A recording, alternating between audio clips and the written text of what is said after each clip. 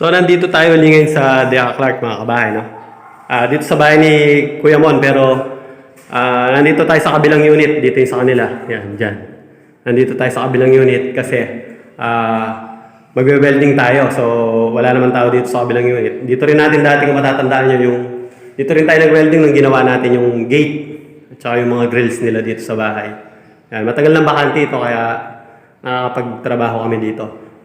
Yun nga, so ngayong araw, yung gagawin natin pala, sigurado alam nyo to, tsaka nakita nyo na rin to sa YouTube or sa Facebook. Yung tinatawag na folding picnic table, yun. Yung bench lang siya, tapos nagtatransform siya into picnic table na magkaharapan na bench, tapos sa gitna nila merong table, yun. Yun ang gagawin natin. Ang gagamitin natin frame, ang pagkakaiba nga lang sa lahat na nakikita ko, kahoy lahat, mostly yung ginagamit nila. Tayo naman, gagamit tayo ng tubular para mas matibay. Diba? Ito yung gagamitin natin. Itong 1/2 by 1.5 ang kapal. Ang price nga pala nito ay 579 per pieces. Ay, nakakabigla yung tinaas. Sigurado dahil sa pandemic. Dahil nung huling bili ko nito, tulad nito, tira ko pa ito. Ito lang dalawa yung bago na binili ko ngayong araw. Ang bili ko dati dito is 400 plus lang. Ngayon, 579 na. Almost 600 na ito. Napakamahal. Samantalang dati, nasa mga 450 lang ito. Sa pagkakatanda ko, itong huli kong bili. Same brand, itong Lucky na 1.5. Same hardware din na pinagbilhan ko. Kaya sa mga nagpapagawa po ng bahay ngayon, huwag na kayong mabibigla kung napakalaki ng gastos or minsan talaga tumataas ang singil ng mga nangungontrata.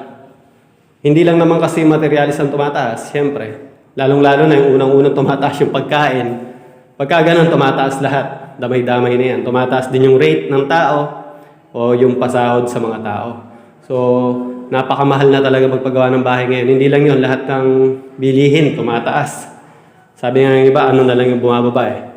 Diba? Alam nyo na yun. So, yun. Ito yung gagamitin nating frame dun sa gagawin nating picnic table. Tapos, yung magiging sahig ng upuan at saka yung magiging sahig ng lamesa, maghahanap tayo ng palot china. Yung mga paleta siguro, ganun. So, tapos babarnisan para maganda, diba? So, unang gagawin natin, yung mga pinaka-main main parts niya. Gumawa muna ako ng sketch dito. Pakita ko lang sa inyo. Itong tatlo na to, ito lang ginawa ko ng sketch. Ito yung mga pinaka-main parts niya. Ito yung pinakamahalaga doon sa mechanism ng folding niya. So, ito yung magiging bench. Ito na may magiging table. Bali, dito siya. Ito may mga bilog na to. Yan yung bubutasan natin para doon sa bolts natin, sa mga bolt and nuts natin. Bali, ito dito siya. Tapos, ito yung kaharapan niya na ang tawag ito, yung chair. O yung bench niya dito na nakaharap. Tapos pag binalik mo yan ng ganon, ito magiging sandalan dito. Tapos ito, nandito naman. Yun.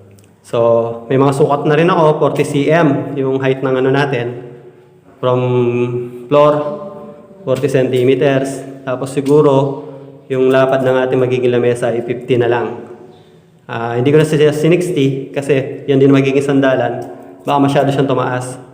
Pero ano pa yan, pwede pa ma-revise yan mamaya. Pagka nasa actual, titingnan pa natin. So, ikakat na muna natin itong mga gagamitin natin sa mga main parts natin. Then, assemble natin to. Kailangan natin ng dalawa nito. Bali yun yung tatayo, tapos yung magdudugtong na lang doon, magkakat na lang tayo dito sa ating mga matitira. Yun ang gagamitin natin. Okay, start na tayo.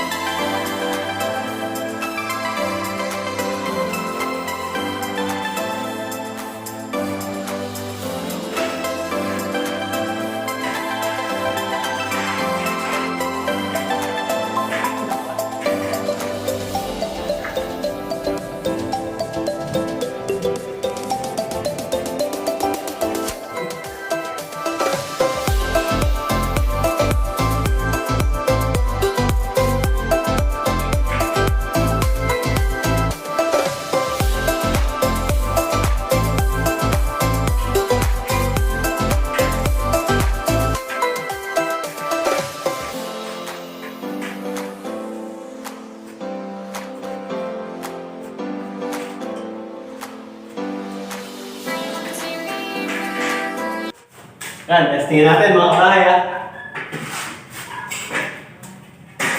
Yun o. Yan. Kabila. Tapos. Yan, kabila. Balik natin.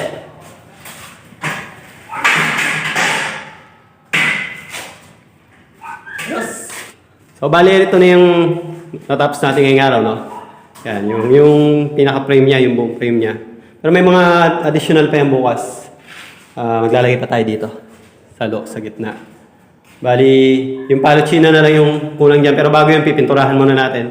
Tapos ito, walang ano to, end cap ang gagamitin natin dyan. Kung matatandaan nyo yung ginamit nating end cap dun sa ano, sa yung ginawa nating ano, DIY na sala. Ipapasok na lang. Total black. Black din naman yun. So, ayun sa mga paa kasi, yan, lalagyan din natin yung pinakasapatos niya. Yung end cap na rin na plastic. So, bukas yun. Iabangan nyo yun bukas. Tapos, baka pipinturahan muna yan. Tapos, bibili tayo ng palochina natin. Baka tayo na lang yung magtitis-tis, yung 2x4 na lang gamitin natin. Para makapili tayo ng medyo maganda-ganda naman. Kasi, hindi maganda yung binigay sa akin nung last time eh. Kaya, mamimili na lang tayo ng 2x4. Tapos, hatiin na lang natin sa gitna. Meron naman tayong table so dito. Kila Kuya Mon. So, ayan. Abangan nyo yung bukas. Pagpapatuloy natin to.